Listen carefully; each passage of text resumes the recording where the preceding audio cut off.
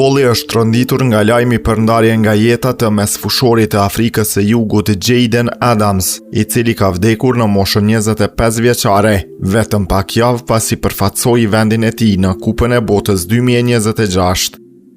Sipas raportimit të ENSA, Adams ka ndruar jetë ndërsa shkaku i vdekjes së tij ende nuk është bërë i ditur, ndonse ekzistojnë dyshime që ai ka kryer vetvrasje, pasi sipas rrethit të tij të ngushtë, lojtari kishte kohë që vuante nga depresioni.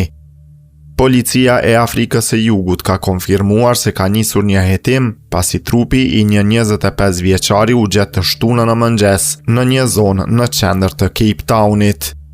Adams aktivizohej me Mamelodi Sundowns, ndërsa gjatë Kupës së Botës zhvilloi 3 paraqitje me kombëtaren e Afrikës së Jugut, e cila u eliminua nga Kanadaja në fazën e 1/16 së finales.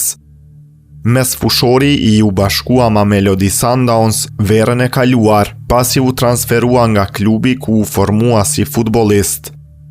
Pas deputimit me kombëtare në vitin 2024, Adams u shndrua shpejt në një lojtar të rëndësishëm për Afrikën e Jugut, duke lënë gjurmë si në fush, ashtu edhe jashtë saj.